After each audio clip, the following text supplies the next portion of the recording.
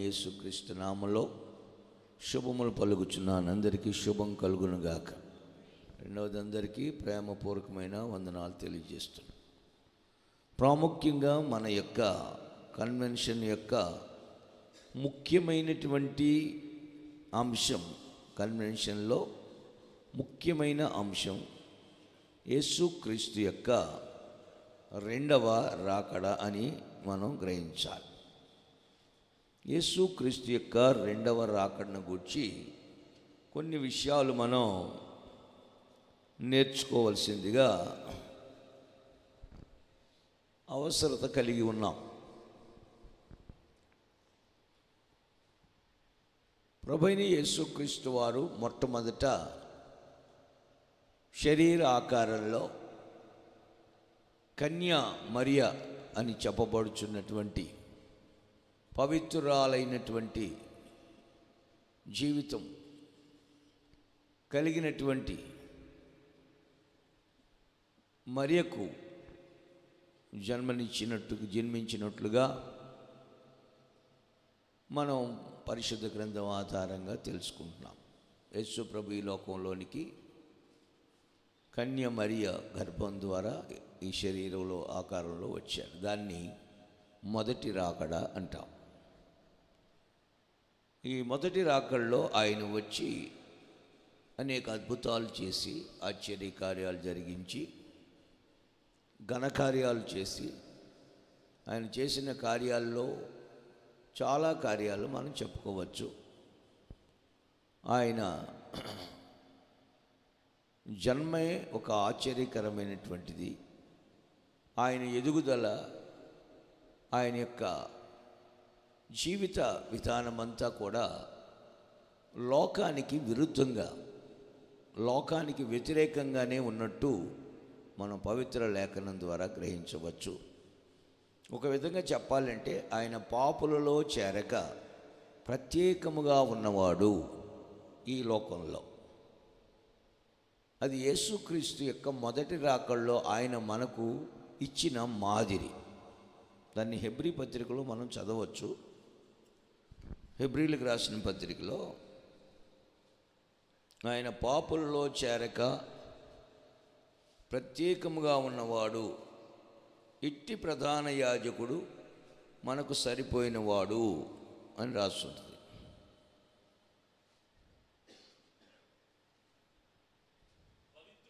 అది పవిత్రుడును.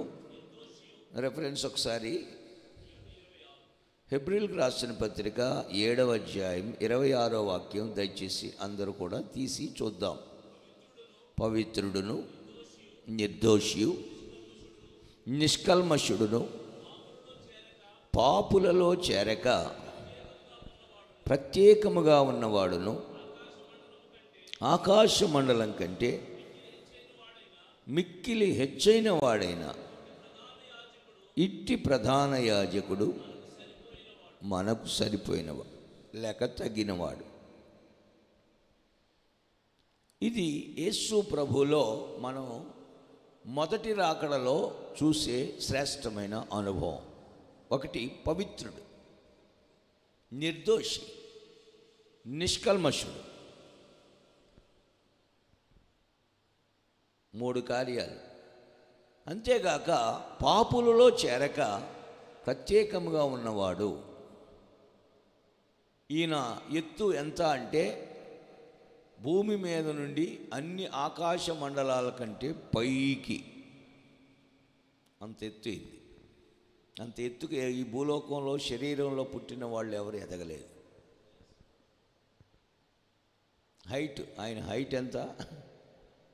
అన్ని ఆకాశ మండలాల కంటే చాలామంది పేరు సంపాదించుకున్నారు, గొప్ప గొప్ప పేరు, కానీ ఆకాశ మండలాలను దాటి వాళ్ళ పేరు వెళ్ళలేదు. యేసుక్రీస్తు యొక్క మొదటి రాకడలో యేసు ప్రభు ఈ లోకంలో మానవులమైన మనకు ఇచ్చిన లేక చూపిన మాదిరి మొట్టమొదట పవిత్రత, రెండోది నిర్దోషత్వం, మూడోది నిష్కల్మషం. ఈ మూడు భాగాల్లో ఆయన జీవితంలో చూపించారు. ఈ మూడు భాగాల్లో యేసు ప్రభు చూపించారు. పవిత్రత అనేది శరీరంలో చూపించారు, వెరీ ఇంపార్టెంట్. నిర్దోషత్వం అనేది మాటల్లో చూపించారు. నిష్కల్మషము అనేది తలంపుల్లో చూపించారు. మనిషి 3 భాగాలు, అందులో శరీరం ఒకటి, ప్రాణం ఒకటి, ఆత్మ ఒకటి. మొదటి రాకడలో యేసు ప్రభు చూపించినటువంటి మాదిరిలో మొదటిది శరీరంలో పవిత్రత, 2 ప్రాణములో నిర్దోషత్వం, 3 ఆత్మలో నిష్కల్మషం. Praise the lord. దానికి రిఫరెన్స్ మీరు చూసినట్లయితే శరీరంలో ఆయన ఎక్కడ పాపము చేయలేదు, పాపము ఎరుగడు, ఆయన యందు పాపమే లేదు. అదే ఆయనలో ఉన్న మొదటి రాకడలో యేసు ప్రభువులో ఉన్నటువంటి ఆయన లోకానికి ఇచ్చినటువంటి మాదిరి. రెండవదిగా ఆయన అక్కడ రాసింది 26వ వాక్యంలోనే నిర్దోషత్వం. నిర్దోషత్వము అనేది ఎక్కడ అంటే ప్రాణంలో. విస్తారమైన మాటల్లో దోషం ఉంటుంది అని రాస్తుంది. అంటే దోషం అనేది ఎక్కడ ఉంటుంది? మాటల్లో ఉంటుంది. మాటలు ఎక్కడి నుంచి వస్తాయంటే ప్రాణంలో నుంచి. అందుకని యేసుక్రీస్తు మాటలో కూడా ఏ పొరపాటు కూడా ఆయనలో కనబడలేదు. యూదులు, ధర్మశాస్త్రోపదేశకులు యేసు ప్రభుని ఏ విధంగా తప్పుపట్టాలి అని ఆయన్ని శోధించుచూ వచ్చారు. ఎంత శోధించినా ఆయన ఒక్క మాటలో కూడా వాళ్ళకి దొరకలేదు, ఎక్కడ తప్పు దొరకలేదు, లేదు ఆయనలో. కనుక ఆయన మాటలన్నీ కూడా నిర్దోషమైనవి. దేవునికి స్తోత్రం. అంటే మాటల్లో నిర్దోషి. మూడవది కల్మషం. మనస్సాక్షికి లేక ఆత్మకి ఆయనలో ఏ కల్మషం లేదు. అంటే ఈ కల్మషం అనేది తలంపుల్లో, ఊహల్లో, ఉద్దేశాల్లో మనం కలిగి ఉండే పవిత్రతకు ఇది సూచనగా కనబడుతుంది. కనుక యేసు ప్రభులో ఏ దురాలోచన లేదు. యేసు ప్రభులో ఏ విధమైనటువంటి ఊహల్లో కూడా ఆయన ఏ పాపము లేదు. కనుక మొదటిసారి యేసు ప్రభు యొక్క రాకడలో 3 ప్రత్యేకతలు కలిగి ఉన్నారు. అదే సమయంలో ఆయన పాపులలో చేరలేదు. ఆయన ప్రత్యేకముగా ఉన్నాడు. సపరేట్ ఫ్రమ్ సిన్నర్స్ అని రాయబడి. పాపులలో ప్రత్యేకంగా ఉన్న అనుభవం యేసు ప్రభులో మనం చూస్తాం. మొదటి రాకడలో సంగతి ఇప్పుడు ఇలాగ ఆయన చంపబడ్డాడు, సిలువలో ప్రాణాన్ని విడిచాడు, సమాధి చేయబడ్డాడు. 3వ దినాన తిరిగి ఆయన చెప్పినట్టే లేపబడ్డాడు. ఇదంతా కూడా మొదటి రాకడకు సంబంధించిన.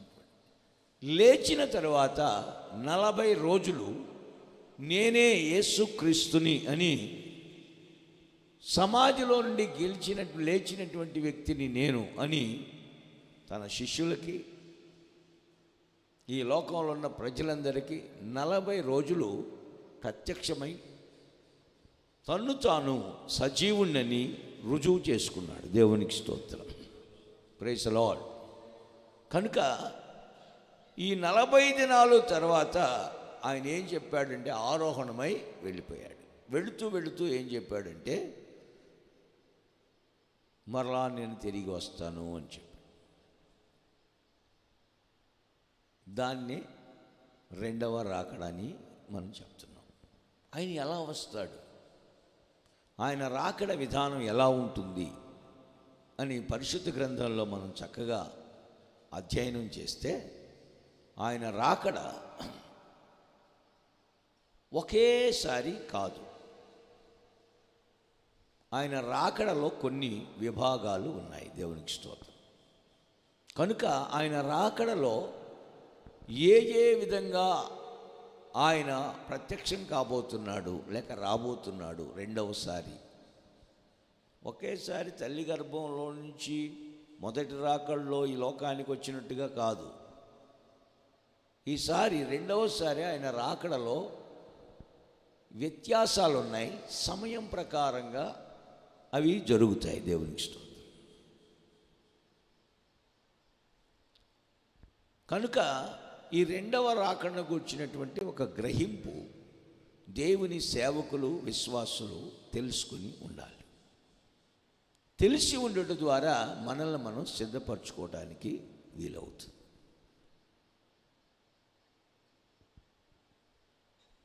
అందుకనే మనం పదే పదే ఆ రెండవ రాకడను గూర్చినటువంటి వర్తమానాలు ఈ కడవరి దినాల్లో ఆలకించాలి, ధ్యానించాలి, ఇతరులకి కూడా వీటిని మనం ప్రకటించాలి. Praise the lord. ఆయన ఏదో సీక్రెట్గా వెళ్ళిపోలేదు. చూడండి, ప్రజలందరి ముందు ఆయన మాదిరి చెల్లాడు. ఇందాక నేను మీకు చెప్పినట్లుగా ఆయన శరీరంలో పవిత్రత కలిగి ఉన్నారు, ప్రాణములో నిర్దోషత్వం కలిగి ఉన్నారు, ఆత్మలో నిష్కల్మషం కలిగి ఉన్నారు. ఈ మాదిరి మానవ జాతికి ఆయన ఇచ్చి వెళ్ళాడు మొదటి రాకడలో. అంతేకాదు, ఆయన చనిపోయిన తర్వాత మూడవ దినాన తిరిగి లేచాడు. ఆరోహణమై ప్రజలందరి ముందు కూడా ఆయన వెళ్ళాడు.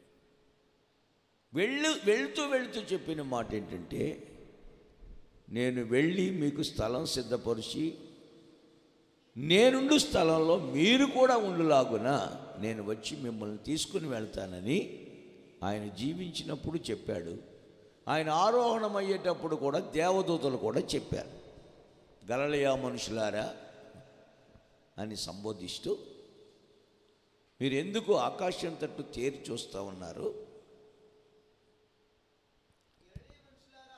రెఫరెన్స్ ఎక్కడ? అపోస్తల కార్యములు 1:11 చూడండి.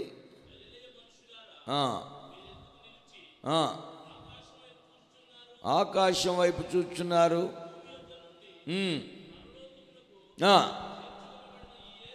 ఈ యేసే పరలోకమునకు వెళ్ళుట మీరు చూచితిరో ఆ రీతిగానే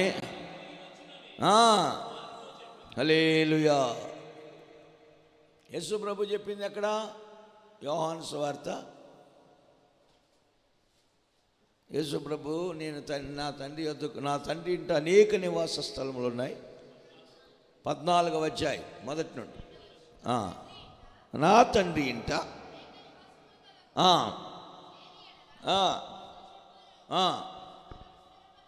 సిద్ధపరచ, మీకు స్థలము సిద్ధపరచ వెళ్ళుచున్నాను. నేను వెళ్ళి సిద్ధపరిచిన ఎడల మరలా వచ్చి నా యొద్ద నుండకు. హల్లెలూయా. ఇలాగున యేసు ప్రభు మరలా వస్తానని చెప్పాడు. చెప్పి ఆయన రాబోతున్నాడు. అందుకే ఎందుకు ఈ సువార్త, ఎందుకు ఈ కూటాలు, ఎందుకు ఇలాంటి ప్రార్థనలు అంటే, ఒక రకమేమో లోకాన్ని సంపాదించుకోవడానికి పెడుతున్నారు, ఒక రకమేమో క్రీస్తుని సంపాదించుకోవడానికి పెడుతున్నారు. దేవునికి స్తోత్రం. మీకు అర్థమవుతుందండి? కనుక మనం దేన్ని సంపాదించుకోవడానికి పెట్టాలి? క్రీస్తుని సంపాదించుకోవాలనుకున్న వాడికి ధనం ఉండదు, ధనాన్ని సంపాదించుకోవాలనుకున్న వాడికి క్రీస్తు ఉండడు. రెండూ కావాలంటే కుదరదు. రెండిట్లో ఏదైనా ఒకటే కోరుకోవాలి. యేసుక్రీస్తు కావాలా లేక ధనం కావాలి? యేసుప్రభు ఈ లోకంలో జీవించి ఉండగా చెప్పాడు ఏమని? ఒక వ్యక్తి దేవునికిని సిరికిని దాసుడిగా ఉండలేడు. ఉంటే సిరికైనా దాసుడిగా ఉండాలి, లేదా యేసుక్రీస్తుకైనా దాసుడిగా ఉండాలి. ఈ రోజుల్లో రెండింటికి దాసులుగా ఉంటాము అని మనం అనుకున్నట్లయితే అది జరగని పని. రెండు రకాలైనటువంటి సేవలు జరుగుతున్నాయి. సిరి కోసం చేసే సేవ, దేవుని కోసం చేసే సేవ, దేవుని కొరకు సిద్ధపడే సేవ. కనుక మన జీవితంలో మనం యేసు ప్రభు చెప్పినట్లుగా నేను రెండవసారి వస్తాను అన్నాడు. ఆయన రాకడ, రెండవ రాకడ 3 ప్రాముఖ్యమైన భాగాలుగా ఉంది. మొదటి భాగం సీక్రెట్ కమింగ్, రహస్య రాకడ, ఎవరికి తెలియదు. అది నేను వాటి వివరణ ఇస్తాను.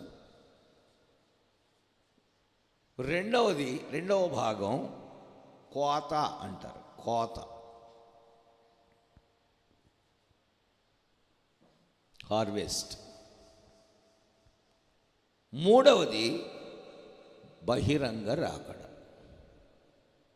అందరి కళ్ళ ముందు కనపడేటట్లుగా ఈ భూమి మీదకి యేసు ప్రభు రాబోతున్నాడు. ఈ మూడు భాగాలలో కొంతమంది కొన్ని భాగాలుగా ప్రభుని కలుసుకోవటానికి వెళ్ళబోతున్నారు. అందులో ప్రాముఖ్యమైనటువంటిది రహస్య రాకడ. ఈ రహస్య రాకడ అనేది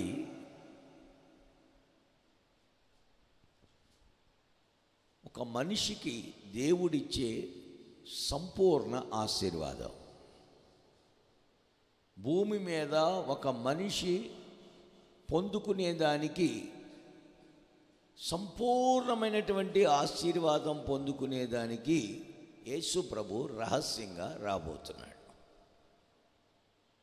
కనుక రహస్య రాకడికి మనమందరం కూడా సిద్ధపడవలసింది.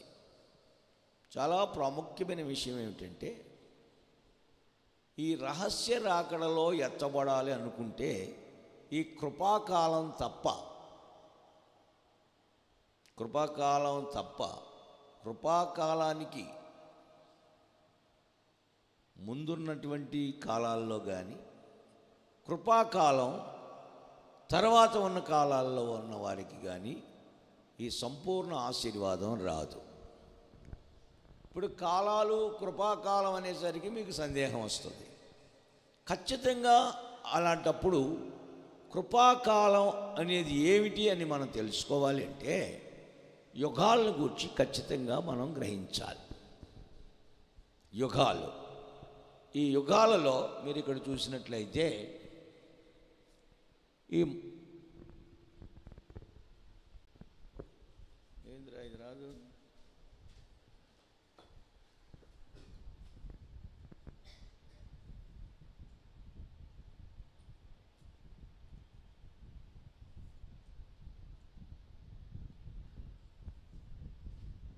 ప్రియమైన దేవుని సేవకులు గుర్తుపట్టాలి, గ్రహించాల్సిన విషయం, మనం కృపాకాలాన్ని ఐడెంటిఫై చేయడానికి యుగాలను గురించి నేర్చుకుంటున్నాం క్లుప్తంగా. ఇది దేవదూతల యుగం.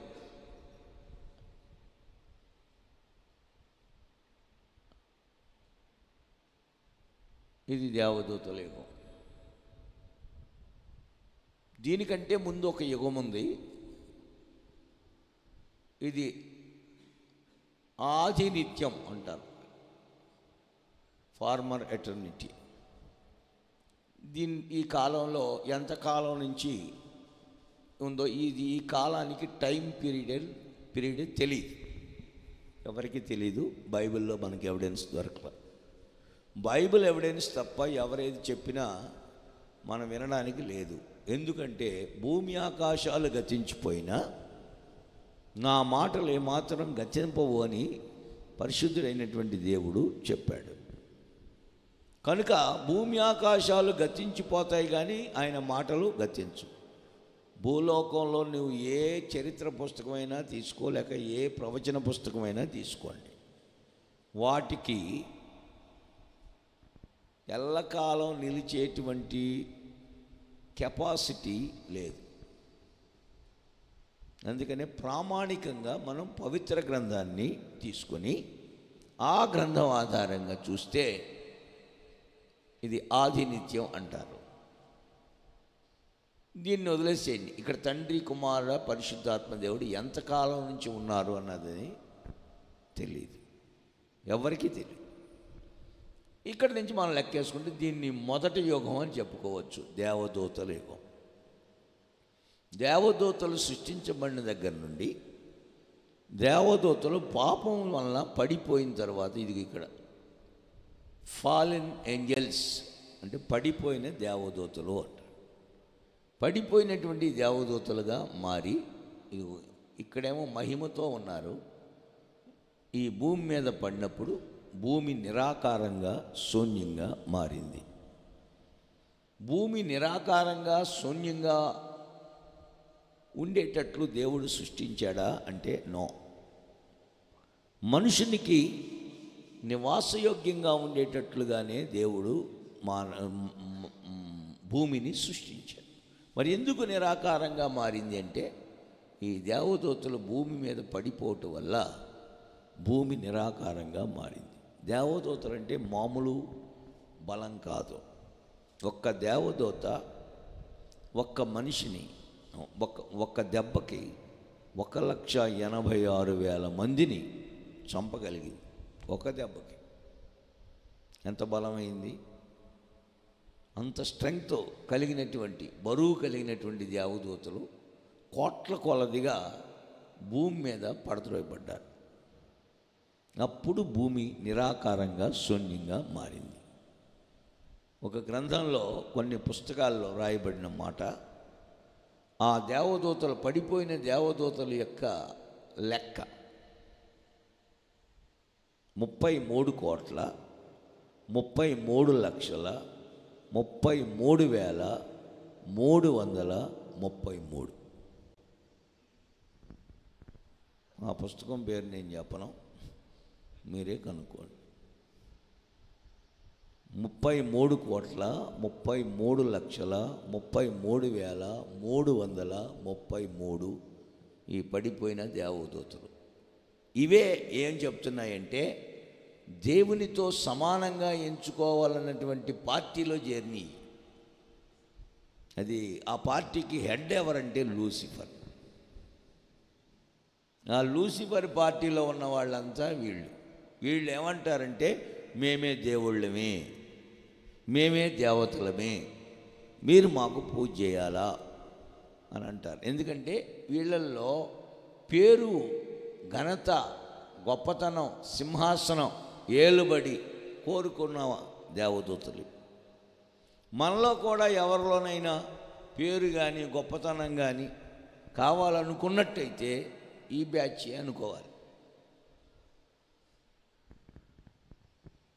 అందుకనే మన పరిశుద్ధులైన వాళ్ళు, బాగా అనుభవ జ్ఞానం కలిగిన వాళ్ళు, వాళ్ళ పేరు బయటికి రానిరు, వాళ్ళ ఫోటో బయటికి రానివ్వరు, లేదా మరుగై ఉంటారు.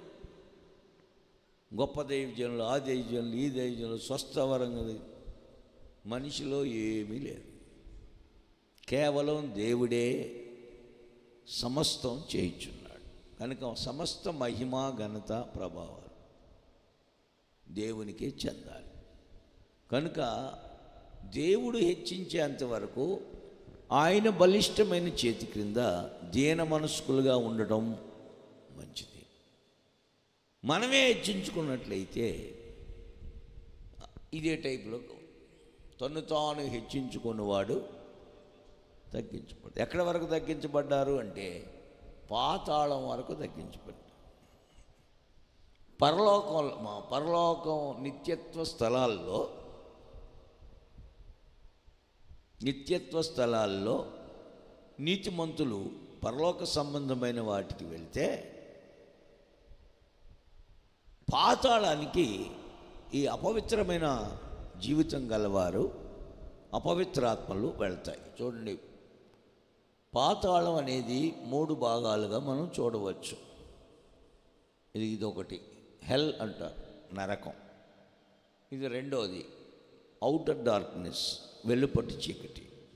ఇది మూడవది బాటమ్లెస్ పిట్, అగాధం. ఇందులో పడ్డ ఈ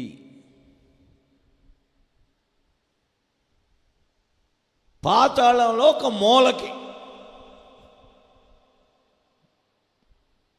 అందుకనే మనలో ఈ స్పిరిట్ ఉండకూడదు. ఏ స్పిరిట్? పడిపోయినటువంటి తలంపుల్లో కూడా మనం పడిపోకూడదు. అందుకే తలంపులన్నీ కూడా నిష్కల్మషంగా ఉండాలి. మాటల్లో కూడా మనం పడిపోకూడదు. మనం అనేక విషయాల్లో తప్పిపోతున్నాం. ఒకడు మాట యందు తప్పని ఎడల తన సర్వశరీరం తన కంట్రోల్లో ఉంచుకోగలుగుతాడు, స్వాధీనం అందు ఉంచుకోగలుగుతాడు. మాట తప్పితే శరీరం కూడా తప్పిపోద్ది. వీటన్నిటికీ కేంద్రీయ స్థానం హృదయం. అక్కడే తలంపులు మొదలవుతాయి. కనుక దేవదూతల యొక్క యుగాన్ని గురించి మనం ఆలోచన చేస్తే, ఈ దేవదూతలు మొదట మహిమగల దేవదూతలుగా ఉన్నారు. 4 భాగాలు, ప్రాముఖ్యంగా 4 భాగాలు. వాటిలో ఎన్నో కోట్ల దేవదూతలు. ఈ 33,33,333,333 పడిపోయిన దేవదూతలు అయితే, పడిపోకుండా నిలబడిన దేవదూతలు ఇంకా కోట్లుగా ఉన్నారు. దేవునికి స్తోత్రం. వారు ఇప్పటికీ దేవుని పరిచారకులుగా దేవుని యొక్క సేవలో నిమగ్నమై ఉన్నారు. మిఖాయేలు ఒక భాగం, గాబ్రియేలు రెండవ భాగం, మూడవది సెరాపులు, నాలుగవది కెరూబులు. ఇక్కడ కూడా 4 భాగాలు అన్నమాట. ఇది దీని గురించి దేవదూతలు. రెండవది ఈ ఇన్నోసెన్స్, అజ్ఞానయుగం.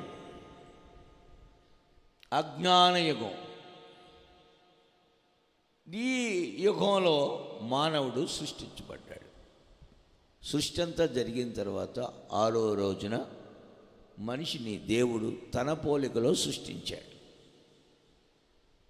ఆదికాండం 1వ అధ్యాయం 26వ వాక్యం ప్రకారం, మనము మన పోలికలో నరులను చేయుదాం. మనము అని చెప్పినప్పుడు మనిషిలో దేవుని పోలిక ఉంది అని మనం గ్రహించాలి. దేవుడు మన స్వరూపము, మన పోలిక చొప్పున నరులను చేయుదము. చూసారా? కనుక దేవుని బిడలమైన మనం దేవుని పోలికలో ఉన్నాం. ఇందాక మీకు చెప్పా, యేసయ్య పోలిక. యేసయ్య ఈ లోకంలోనికి శరీరాకారంలో వచ్చినప్పుడు ఆయనలో కూడా ఈ 3 ఉన్నాయి. ఇందాక మీకు చదివించిన దాంట్లో మొదటిది పవిత్రత శరీరంలో, నిర్దోషత్వం ప్రాణంలో, నిష్కల్మషం ఆత్మలో. ఇది దేవుని పోలిక. దైవత్వం యొక్క సర్వ సంపూర్ణత పరిశుద్ధుడు, పరిశుద్ధుడు, పరిశుద్ధుడు. ఇక్కడ తండ్రి పరిశుద్ధుడు, ఫాదర్. కుమారుడు పరిశుద్ధుడు, వర్డ్, వాక్యం. పరిశుద్ధాత్ముడు పరిశుద్ధుడు, హోలీ స్పిరిట్. అందుకనే పరిశుద్ధుడు పరిశుద్ధుడు పరిశుద్ధుడని పొగడబడుతూ ఉంటాడు. ఎప్పుడెప్పుడు? ఏదో ఎప్పుడన్నా ఒకసారి, రాత్రింబగళ్ళు ఇదే పని. అంత పొగడబడడానికి అర్హత కలిగిన వాడు దేవుడు. ఆయన పోలికలో మానవుణ్ణి సృష్టించి ఆయన యొక్క అధికారాన్ని మానవునికి ఇవ్వాలని, అది దేవుని మనసులో వచ్చినటువంటి ఆలోచన. నీకెందుకు వచ్చింది ఆలోచన? పెట్టేందుకని ఆయన అడగడానికి ఏ మనిషి కూడా సరిపోడు. అది ఆయన ఇష్టం. Praise the lord. కనుక ఈ సృష్టించబడిన మనిషికి దేవుడు 7 ఆశీర్వాదాలు ఇచ్చాడు. 7 ఆశీర్వాదాలు. ఆ 7 ఆశీర్వాదాలు అవిధేయత వలన మనిషి కోల్పోయాడు. దీన్ని ఈ కాలంలో ఏం తెలియకపోయినా 3 రకాలైన ఆహారానికి సంబంధించిన వృక్షాలు ఈ తోటలో పెట్టాడు. దీన్ని ఏదేను తోట అంటారు. 3 రకాలైన ఆహారాలు. 1, శరీరంలో ఎదగడానికి సకల వృక్ష ఫలాలు. యాపిల్, మ్యాంగో, ఇవన్నీ ఫలాలు ఉన్నాయి కదా మనకి. సీతాఫలం, రామాఫలం, ఏ ఫలాలు ఉన్నాయి వీళ్ళు పెట్టినవి. ఇవన్నీ కూడా శరీరంలో ఎదగడానికి. 2వది, ప్రాణములో ఎదగడానికి. ఇప్పుడు ఎవరు ప్రార్థన చేయకూడదు. ఇంక 10 నిమిషాలే టైం ఉంది మనకి. కరెక్ట్గా ముగించేస్తాం. ఈ 10 నిమిషాల్లో మీరు ప్రార్థనలు, దర్శనాలు చూడకూడదు. గట్టిగా హల్లెలూయా చెప్పండి. అంటే అర్థం ఏంటి? ప్రార్థనలు, దర్శనాలు చూడొద్దు అంటారు ఏంటి అనుకుంటారు పాప. మా లైవ్లో వాళ్ళకి తెలియదుగా.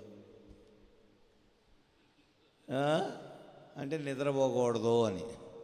మరి ఇంత పొద్దున్నే పెడితే కోటం నిద్ర రాదా అంటారు మీరు. Praise the lord. గట్టిగా చెప్పాలి, చేతులెత్తి చెప్పాలి. హల్లెలూయా. ఆనందమానందమానందమే ప్రభుని స్తుతించుట. ఆనందమే, ఆనందమానందమానందమే ప్రభుని స్తుతించుట. ప్రాణనాథుని సేవ చేయుటయే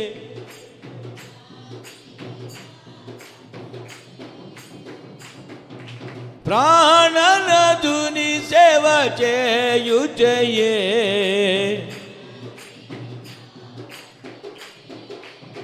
హల్లెలూయా. ప్రభు యేసుకి సదాకాలం పాడెదను. హల్లెలూయా. ప్రభు యేసుకి సదాకాలం పాడెదను. హల్లెలూయా.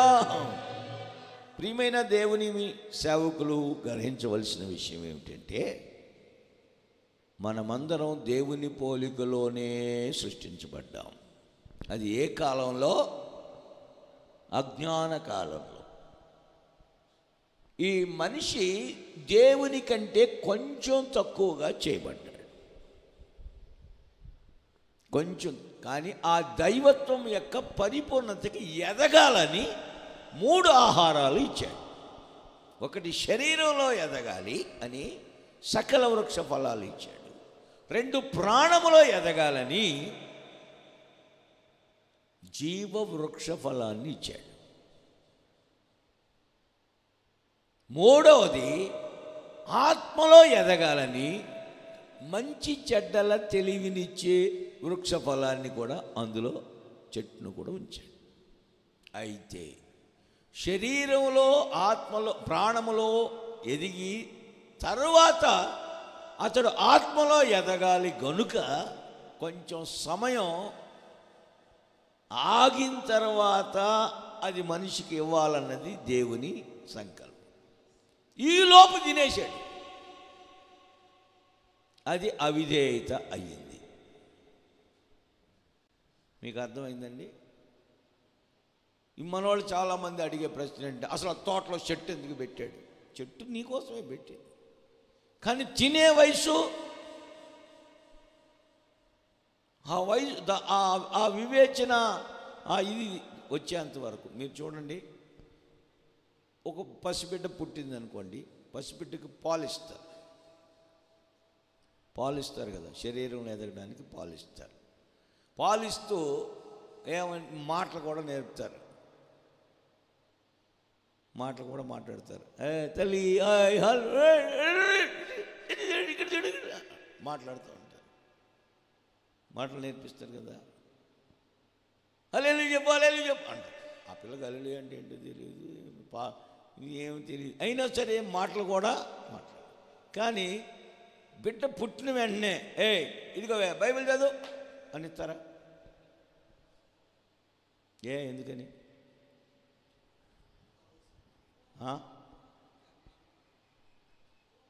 బైబిల్ ఇచ్చి చదివే అనొచ్చుగా. పిల్లదానా బైబిల్ చదివే, పాలు తాగవంటే అని తాగుతుంది, మాట చెప్తే అని చూస్తుంది అటు ఇటు.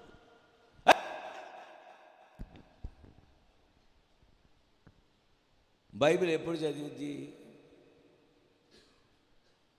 పాలు తాగి కొంచెం పుష్టి పొందుకుని బందుకుంటా లేచి నిలుచుకుంటా, అదే సమయంలో తల్లి మాటలు వినుకుంటా, కొంచెం ఎదిగి మాట అది వచ్చిన తర్వాత ఇంకొంచెం ఎదిగిన తర్వాత కొంచెం ఆ లిటరల్ అక్షరాలు నేర్చుకున్న తర్వాత అప్పుడు చదవమంటే చదువుతుంది. Praise lord. కనుక మూడు అనుభవాల్లో ఎదగాలి. నేను ఇందాక మీకు చెప్పాను, యేసయ్య ఈ లోకానికి మొదటిసారి వచ్చినప్పుడు ఈ 3 అనుభవాల్లో ఆయన పరిపూర్ణత కలిగిన వాడిగా కనబడుచున్నాడు. పవిత్రత, నిర్దోషత్వం, నిష్కల్మషం. దీన్ని నిష్కల్మష యుగం అని కూడా అనొచ్చు, ఇన్నోసెన్స్, లేకపోతే అజ్ఞాన యుగం అని కూడా అనొచ్చు. ఈ కాలంలో 7 ఆశీర్వాదాలు దేవుడు మానవునికి ఇచ్చాడు. ఆది పితరులు మనకు తెలుసుగా, ఆదామావులు. వీరి అవిధేయత వల్ల అపవాదికి చోటిచ్చి తమ మనస్సు అపవిత్రపరుచుకున్నందువల్ల 7 ఆశీర్వాదాలు పోయాయి. మీకు 7 ఆశీర్వాదాలు నేను చెప్పను, కానీ షీట్లో మీకు ఇస్తాను.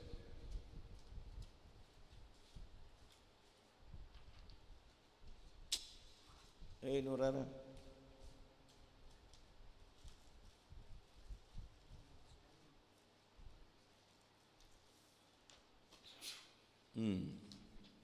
ఏడు ఆశీర్వాదాలు నీ షీట్లో ఉన్నాయి. నేను ఒకసారి మీకు చెప్తాను. మొదటి ఆశీర్వాదం దేవుని స్వరూపం, రెండవ ఆశీర్వాదం ఏలుబడి, మూడవ ఆశీర్వాదం దేవుని మహిమ, నాలుగవ ఆశీర్వాదం దేవునితో సహవాసం, ఐదవ ఆశీర్వాదం అమర్త్యత, ఆరవ ఆశీర్వాదం స్వాస్థ్యం, ఏడవ ఆశీర్వాదం నిత్య జీవం. షీట్ మీకు ఇస్తాను, మీరు చూసుకోవచ్చు. రా, సేవకుల వరకు మాత్రమే తీసుకోవాలి. ఇది సేవకులకు మీటింగ్ కదా. సాయంకాలం కూడా మీకు అక్కడ ఇస్తాం, కానీ ఇది ఫ్రీ కాదు. మీరు ఎంత డబ్బు పెడితే అంత ఇందులోది మీకు అర్థమైంది. మొన్న ఈ మధ్యన పెద్ద పాస్టర్, సెంటర్ పాస్టర్ గారి దగ్గరికి ఇచ్చేయి, ఒక్కొక్కటి ఇచ్చేయి. సెంటర్ పాస్టర్ గారి దగ్గరికి కొన్ని పుస్తకాలు కావాలి మాకు, ఉపదేశ పుస్తకాలు అని చెప్పేసి మనం వెళ్ళాం. నానిబాబు అడిగితే వెళ్ళాం. ఆయన అన్నాడు, దీనికి డబ్బులు కడతారా, ఫ్రీగా ఇమ్మంటారా అన్నాడు. మేమేం అర్థం కాక అలాగే చూస్తున్నాం. నువ్వు ఎలా ఎంత చెల్లిస్తే అంత అర్థమైంది. ఇది నీకు ఫ్రీగా ఇమ్మన్నా నేను ఇచ్చేస్తా, కానీ దాని విలువ నీకు తెలియదు. మన పరిశుద్ధులు చెప్పిన మాట ఇది అన్న. అయితే వెలగడతామని చెప్పి దేవునికి ఇష్టం. మీరు దానికి ఎంత వెలగడతారో కట్టుకోండి. ఊరికినే తీసుకోవాలంటే తీసుకోండి, కానీ మీకు ఊరికినే కాగితం, పిచ్చి కాగితం ఇచ్చినట్టే ఉంటుంది. ఇప్పుడు దానిలో నాకు ఒకటి అందరికి వచ్చిందా?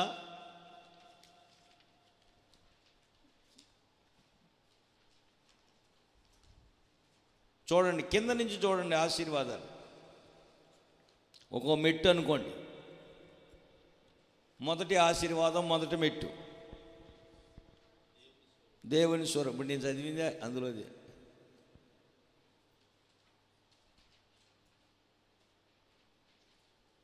ఓకే, చదవండి. దేవుని స్వరూపానికి బదులు శాపం వచ్చింది, ముళ్ళు. ఆయన ముఖం అంతా కూడా వికారంగా మారిపోయింది, స్వరూపం అంతా కూడా పోయింది. ముళ్ళ కిరీటం పెట్టి ముఖం నుండి రక్తం అంతా గారుతుంది. దేవుని స్వరూపం కలిగిన ఆయన రక్తమయంగా మారిపోయింది, రక్తసిక్తంగా మారిపోయింది. ఆయన ముఖం అంతా వికారంగా మారిపోయింది. ఆశీర్వాదం పోయింది. యేసు ప్రభుది పోవటం కాదు, మంద పోయింది ముందు. ఆ స్వరూపం మనకివ్వడానికి ఆయన ముళ్ళ యొక్క శాపాన్ని తన మీద వేసుకున్నాడు. రెండవది ఏలుబడి పోయి ఇప్పుడు మనం బానిసలమయ్యాం. ఇది ఒక శాపం. దేనికి బానిసలు అయ్యామో చూడండి. కొంతమంది సినిమాలకు బానిసలు, కొంతమందికి అబద్ధాలకు బానిసలు, కొంతమంది తాగుడుకు బానిసలు, కొంతమంది జోదానికి బానిసలు, కొంతమంది వ్యభిచారానికి బానిసలు, కొంతమంది అప్పులకు బానిసలు, కొంతమంది ఇవన్నీ బానిసత్వం. కానీ దేవుడు ఇచ్చిన ఆశీర్వాదం బానిసత్వం కాదు, ఏలుబడి, రూరల్షిప్. ఎగ్జాంపుల్, ఇశ్రాయేల్ కూడా ఫరో చేతి కింద 430 సంవత్సరాలు బానిసలుగా ఉన్నారు. ఆ బానిసత్వం నుండి మోషే ద్వారా విడిపించడానికి దేవుడు మోషేను పుట్టించాడు. సేవకులు శాపం నుండి ప్రజల్ని విడిపించడానికి దేవుని చేత పుట్టించబడిన గొప్ప ఆయుధాలు మీరు. దేవునికి స్తోత్రం. కనుక మీరు సామాన్యమైన వాళ్ళని అనుకోవద్దు. మీరు మోషే వలె తల్లి గర్భంలో పుట్టక మునిపే వాగ్దానం చేయబడి పుట్టిన వాళ్ళమే దైవ సేవకులు. దేవునికి స్తోత్రం. హల్లెలూయా. మూడోది దేవుని మహిమ పోయి చెట్ల సాటుకు పోయారు. ఏంట్రా ఎక్కడున్నావురా ఆదామా కుమారుడా అంటే, నీ స్వరం విన్నప్పుడు నేను దిగంబర్ని. మరి ఇంతకుముందు కూడా విన్నావుగా. అందుకని చాలామంది చెడగొట్టే వాళ్ళే ఉన్నారు ఈ రోజుల్లో, సేవకులతో సహా. గుర్తుపెట్టుకోండి, జీవితాన్ని అబద్ధాలకి, అపవిత్ర ఆలోచనలకి, అపవిత్ర ప్రవర్తనకి లాగేవాళ్ళే ఉన్నారు. మీరు గుర్తుపట్టుకొని జాగ్రత్తగా పాముల్లాగా వివేకంగా ఉండాలి, పావురాల్లాగా నిష్కల్మషంగా ఉండాలి, కల్మషం లేకుండా ఉండాలి. చక్కగా మనం ఈ ఏలుబడి కిందకి వెళ్ళకుండా అలా ఉండగలిగితే నిజంగా ఇప్పుడే ఏలుబడి ఆయన మనకు ఇచ్చి ఉన్నాడు. దాన్ని స్వతంత్రం చేసుకో. ముందు మనం ఈ శరీరాన్ని ఏలుబడి చేయాలి. ఎంతదా రోజు 4 నుంచి 5 స్తోత్ర ప్రార్థన లెగాలి. ఏమంటుంది శరీరం? మాట్లాడండి బాబు. పడుకోమంటుంది. కరెక్ట్గా 3:55కి నాకు మెలకు వచ్చింది. లేస్తాను. అట్లా వెళ్ళి వాష్రూమ్కి వెళ్ళి వచ్చా. కాసేపు స్తోత్రం. నువ్వు బాగా అలసిపోయావు. అసలు ఆ మీటింగ్లు పనులు అడావుల్లో రాత్రి 2 అయిపోయింది, వచ్చేసరికి 2:30 అయిపోయింది, 3 అయిపోయింది. అసలు నీకు నిద్ర లేదు అనగానే మళ్ళీ అట్లా అని పడు. రోజు కింద పడుకునేవాడిని బెంచి బాల్ వేసారు అక్కడ. ఇంకా ప్రశాంతంగా నిద్ర పట్టింది. 4 గంటలకు కాసేపే స్తోత్రాలు చెప్పి మమ్మల్ని ఆ పని పడుకున్నాం. ఆ తర్వాత పాపం ఆయన బర్నబాస్ గారు, స్తోత్రం నాయనా ప్రభా గొప్ప కార్యం చేసావు నాయనా, ఇంత గొప్పగా అంటా ఉన్నాడు. ఈ గొప్ప లేచి నా గొప్ప కార్యం నాది. ఏ గొప్ప కార్యం? 4 నుంచి 5 స్తోత్ర ప్రార్థనకి ప్రతిరోజు లేవకుండా ఉండేదానికి శరీరం ఏం చేస్తుంది? ఎందుకంటే శరీరం మనం పెద్ద శత్రువు ఎవరో కాదు. ఆడు తిట్టాడు, ఈడు చేశాడు, అటు చేశాడు, ఇటు చేశాడు. ఆళ్ళుగా చేసేది మన శరీరమే. మనం ఎందుకని అంటే కారణం ఏమిటి అంటే ఈ చెడిపోయిన మట్టితోనే మనం చేశాడు. సీక్రెట్ ఇది. ఈ పనికిమాలిని పడిన తర్వాత ఈ భూమి ఏమైంది?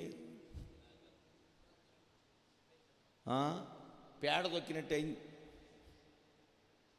ఈ పనికిమాలిని తొక్కేసరికి పడేసరికి ఈ మట్టి ఏమైంది? ఈ పాడైపోయిన మట్టిలో నుండే మనిషిని చేసి మహిమ కొరకు సిద్ధపరచాలని దేవుడు ఉద్దేశించాడు. దేవునికి స్తోత్రం. అందుకనే ఈ శరీరాన్ని, మట్టిని మనం ఏం చేసుకోవాలి? లోపరుచుకోవాలి. మనతో ఏం చెప్తావు? నువ్వు గొప్పోడివి, నువ్వు గొప్పదానివి అంటే ఈ బుద్ధులే ఇవన్నీ మనకి. నిన్ను తక్కువ చేశారు, నిన్ను అట చేశారు, ఇటు చేశారు అంటే మనకి ఏముంది? అసలు మనం పాడైపోయినటువంటి పాడైపోయిన భూమిలో నుంచి సృష్టించబడిన పాడైన మనిషిని మహిమగల పోలికలోకి సృష్టించాలని దేవుని ఉద్దేశం. కనుక ఈ శరీరమే మన మీద ఏం చేస్తుంది? ఏలుబడి చేస్తుంది. నిజమా కాదా? ఆరాధనకు టైం, కూటానికి కూడా టయానికి రానిది. మన కూటం ఎన్నింటికి అనుకున్నాం? ఎన్నింటికి వచ్చాం? నేనే 10 నిమిషాలు లేటు. 7 గంటల కంటే 6:50కి వచ్చాను నేను. మళ్ళా ఇక నేను ఇది అంతా తీసేసరికి 7:30 అయింది. శరీరం రానిచ్చిందా? ఇప్పుడు వెళ్ళటానికి మాత్రం టైం అయిపోయింది పద అంటది. తినటానికి ముందుకు పరిగెత్తమంటది. మీ శరీరం కాదు, నా శరీరం. అందుకే ఏలుబడి అనేది ఎన్నో ఆశీర్వాదం.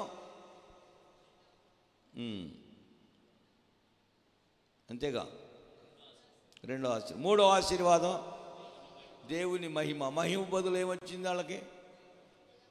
మహిమా వస్త్రాల బదులు వాళ్ళు మేము దిగంబరులు, మాకు బట్టలు లేవు, మాకు సిగ్గేస్తుంది, మేము రామని ఆకులు, అంజూరపు ఆకుల వస్త్రాలుగా కచ్చడాలుగా చేసుకొని కట్టుకున్నారు. కనుక మహిమ పోయింది. ఆ మహిమ మీరు చూడండి, మీకు ఇచ్చిన ఈ షీట్లో చాలా డెప్త్లో ఉంది దేవునికి స్తోత్రం. అది ఎలా తొలుగుతుంది అన్నదానికి కూడా నూతన నిబంధన కాలంలో ఉన్న అనుభవాలు కూడా ఉన్నాయి. అవన్నీ నెమ్మదిగా స్టడీ చేసుకోండి. ఆశీర్వాదం కూడా ఎన్నోది? సహవాసం అనేది ఎన్నో ఆశీర్వాదం అది. సహవాసం బదులు ఏమైంది? రేయ్ పో, మళ్ళీ లోపలికి వచ్చి చంపేస్తాడు. ఖడ్గజ్వాలను నిలబెట్టి ఎందుకు రానిలేదు లోపలికి? దేవుడు ప్రేమాస్వరూపి కదా. అట్ట ఎసరొచ్చా, కసరొచ్చా, అట్ట ఖడ్గాన్ని నిలబెట్టవచ్చా?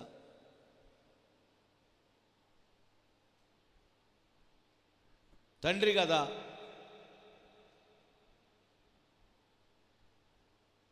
తండ్రి అయిన దేవుడు గొప్పవాడు అంటాడు కదా. ఆయన బయటికి గెంటేసి తోటలోంచి ఖడ్గజ్వాలని పెట్టడం, నిలబెట్టడం న్యాయమా? ఏంటి అడుగుతారు? అందులో ఏమి రాజులేదు మీకు ఇచ్చిన దాంట్లో. చెప్పిన మాట ఏం లేదని ప్రేమ ఉండాలిగా మరి నీలో తండ్రి వెంటి.